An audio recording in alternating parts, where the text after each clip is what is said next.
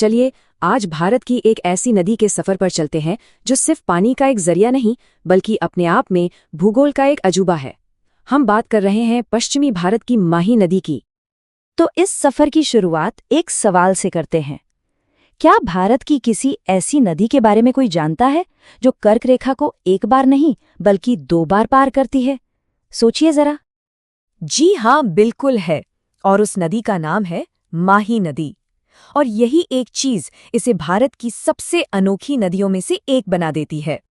तो आइए इस नदी के पूरे सफर को एकदम शुरू से समझते हैं। देखते हैं कि ये कहाँ से निकलती है और इसका रास्ता कैसा है। ये जो नक्शा है ये माही के पूरे सफर को दिखाता है। इसका रास्ता मध्य प्रदेश से शुरू होता है, फिर ये राजस्थान की जमीन को छूती है और आखिर में गुजरात में चली जाती है। तो अब जरा और करीब से देखते हैं कि इसका जन्म कहाँ से होता है। माही नदी मध्य प्रदेश की अमरूरू पहाड़ियों में एक झील है, मेहद झील, वहां से निकलती है और राजस्थान में इसकी एंट्री होती है बांसवाड़ा के खांदू गांव से। अपने सोर्स से निकलने के बाद ये नदी पहले तो उत्तर की तरफ बहती है, लेकिन फिर आता है एक जबरदस्त मोड़ जो इसकी सबसे बड़ी पहचान है। ये मोड़ इतना खास है कि नदी का जो आकार है वो अंग्रेजी के उल्टे यू जैसा बन जाता है। ये देखिए, यही तो है इसकी सबसे बड़ी पहचान। और पता है, इसी उल्टे यू वाले रास्ते की वजह से माही नदी कर्क रेखा को एक बार नहीं बल्कि 2 बार काटती है।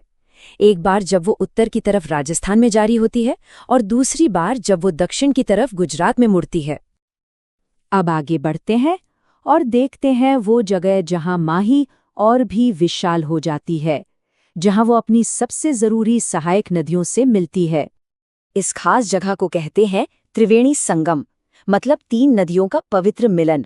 माही के लिए ये संगम होता है डूंगरपुर के बेणेश्वर में, जहां माही, सोम और जाखम नदियां एक हो जाती हैं।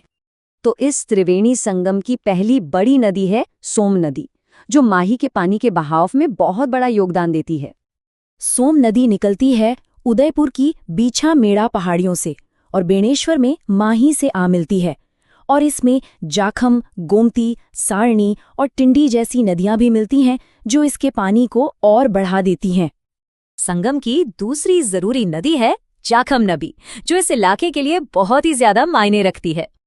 ये प्रतापगढ़ की भंवर माता पहाड़ियों से निकलती है और बेणेश्वर के पास सोम नदी से मिल जाती है। और इसकी सबसे खास बात जानते हैं क्या है? इसी पर बना है राजस्थान का सबसे ऊंचा बांध, जाखम बांध, जिसकी ऊंचाई 81 मीटर है। इन 2 बड़ी नदियों के अलावा भी कई और छोटी छोटी धाराएं हैं जो माही को बड़ा बनाती हैं। देखिए, बाएं किनारे से चाप और अनास जैसी नदियां इसमें मिलती हैं और दाएं किनारे से एराव और मोरेन आकर इसका साथ देती हैं। चलिए अब माही नदी से जुड़े कुछ और दिलचस्प फैक्ट्स और इसकी कल्चरल इंपॉर्टेंस पर भी एक नजर डाल लेते हैं। स्थानीय लोग माही को कई नामों से बुलाते हैं। इसे वागड़ की गंगा, कांठल की गंगा और सबसे खास आदिवासियों की गंगा कहा जाता है। ये नाम सिर्फ नाम नहीं है, ये दिखाते हैं कि ये नदी यहाँ के लोगों के लिए जिंदगी है, एक जीवन रेखा है। इसके किनारों पर आस्था और विकास के कई बड़े केंद्र बसे हुए हैं, जैसे डूंगरपुर में बेणेश्वर, जहाँ त्रिवेणी संगम पर बहुत बड़ा मेला लगता है। वहीं पास में गलियाकोट है, जो दाऊदी बोरा समुदाय का एक बहुत बड़ा तीर्थ स्थल है। और हाँ, बांसवाड़ा में बना माही बजाज सागर बांध तो इस पूरे इलाके की लाइफलाइन है। बेणेश्वर संगम पर जो मेला लगता है उसे आदिवासियों का कुंभ कहा जाता है। सोचिए, ये एक लाइन ही इस जगह के गहरे सांस्कृतिक और धार्मिक महत्व को कितनी खूबसूरती से बता देती है।